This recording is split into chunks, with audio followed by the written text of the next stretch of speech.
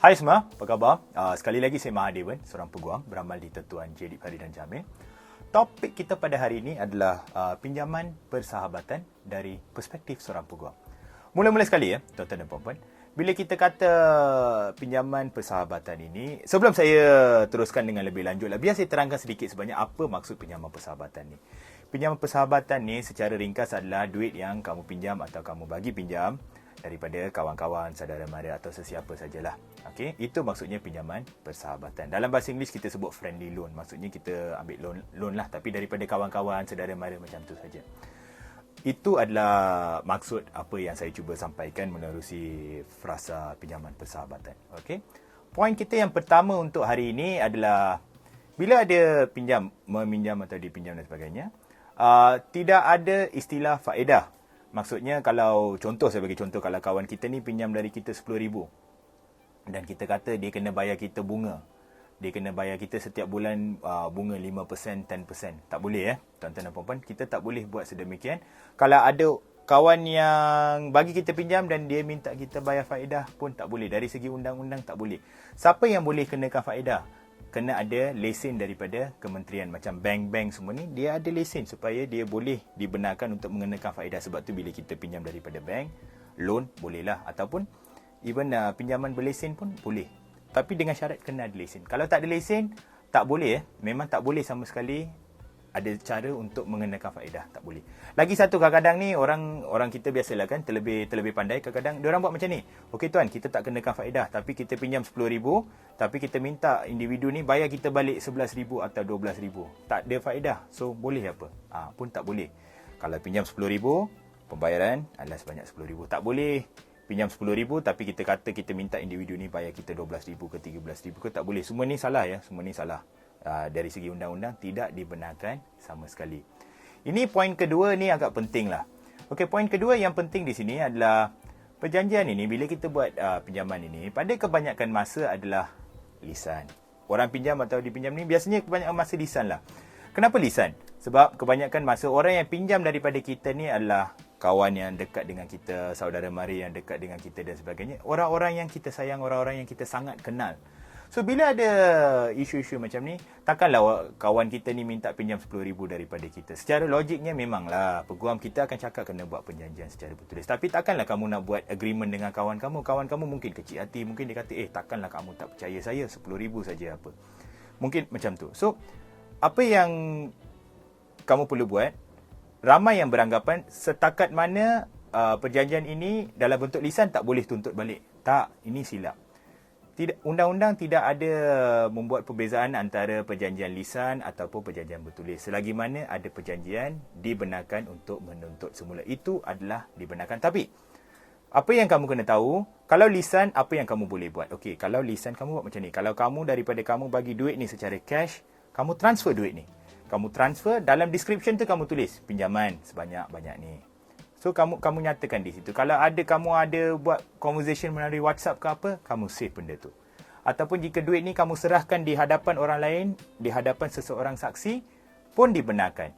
Semua ini boleh. So, kamu jangan beranggapan selagi mana ianya adalah lisan, oleh yang demikian kamu ni nak tuntut balik ni tak boleh. Boleh, kamu boleh tuntut balik, tapi kamu pun kenalah buat sedikit sebanyak untuk cover diri kamu, untuk bukti-bukti sebagainya. Sebab bila kita pergi court ni, kamu tak boleh cakap ini dari memory saya, tak boleh. Tapi kalau kamu ada transaction slip yang menunjukkan kamu transfer, ada description yang menunjukkan yang kamu kata ini adalah pinjaman, ada kawan kamu melihat kamu menyerahkan duit ni kepada kawan kamu yang lagi seorang ni, semua ni kita boleh gunakan di mahkamah untuk argue, untuk menyampaikan hujahan, mengatakan pinjaman ini benar-benar berlaku. Sebab burden pertama ataupun tanggungjawab pertama adalah untuk membuktikan bahawa pinjaman ini sebenarnya berlaku. So, apa yang saya nyatakan ni, kalau kamu ikut, ada kemungkinan yang besar kita boleh buktikan bahawa pinjaman ini benar-benar berlaku kalau kawan kita yang seorang tu menafikanlah. Right?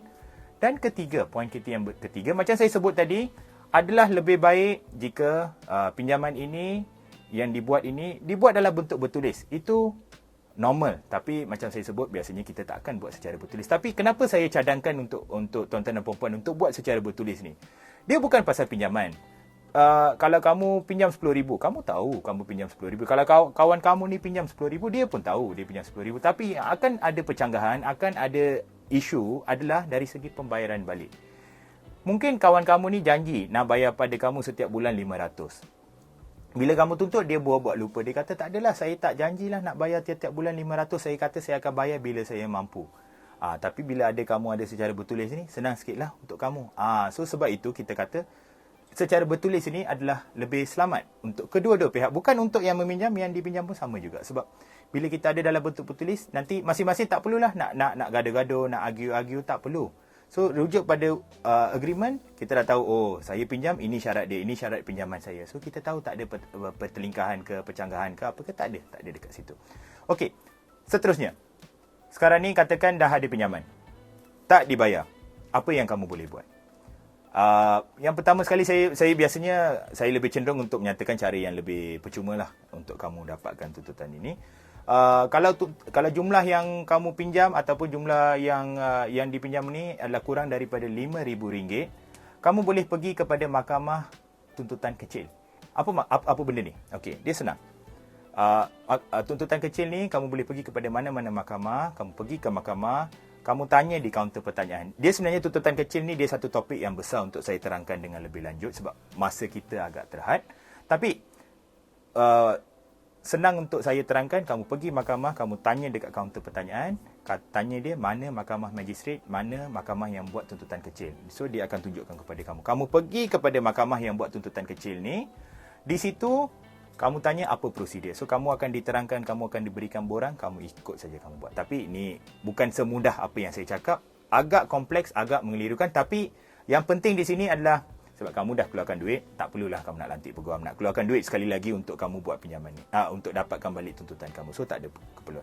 Tapi kalau lebih daripada RM5,000, kamu tak ada pilihan lain. Kecuali kamu terpaksa melantik peguam lah.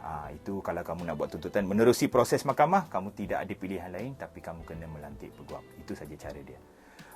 Poin kita yang terakhir untuk hari ini adalah, kalau boleh, jika kamu meminjamkan duit yang dalam amount yang agak besar, ataupun kadang-kadang ni, dia bukan pinjaman saja. Kadang-kadang ni orang buat pinjaman, ataupun orang akan ada macam skim investment. Mungkin kawan kamu ni dia nak buka kedai, dia nak buka restoran, dia nak buka kedai makan. Dia kata, bro, pinjam duit. So, mungkin kamu bagi dia RM30,000 ke RM50,000 dan sebagainya. Dan kawan kamu ni kata, duit kamu ni, dia akan bagi kamu pulangan. Mungkin daripada jumlah untung, dia akan bagi kamu 10%, 20% dan sebagainya. So, bila ada perjanjian yang sedemikian rupa, adalah lebih baik kamu gunakan hikmat peguam untuk kamu buat syarat-syarat perjanjian dan sebagainya. Sebagai contoh, tadi macam saya sebut kedai makan tu tadi. Memanglah kamu tahu kawan kamu ni dah janji dia akan bagi kamu keuntungan 10%. Okey, tapi apa kamu akan buat kalau bisnes ni lingkup? Kalau perniagaan ini tidak lagi dijalankan, apa yang kamu boleh buat? Apa relief yang kamu ada? Tapi bila kamu gunakan peguam, peguam boleh masukkan klausa-klausa yang relevan, klausa-klausa yang sesuai untuk melindungi kepentingan kamu supaya kalau bisnes tu lingkup sekalipun, klausa-klausa yang ada tu boleh digunakan untuk memastikan kamu dapat balik duit kamu ataupun kamu tak jadi mangsa scam. Kawan kamu janji nak buka bisnes, dia buka, dia tutup, dia ambil duit kamu. Tak boleh macam tu lah kan. Tapi bila ada peguam, hak kamu ni boleh terjaga sedikit sebanyaklah dari segi isu-isu yang sedemikian rupa. Sekian saja daripada saya. Semoga apa yang saya kongsikan hari ini dapat sedikit sebanyak membantu tuan-tuan dan puan-puan. Macam biasa, jika ada pertanyaan, sila hubungi saya. Saya akan cuba yang terbaik untuk menjawab. Dan semoga kita berjumpa lagi dalam episod yang akan datang. Terima kasih.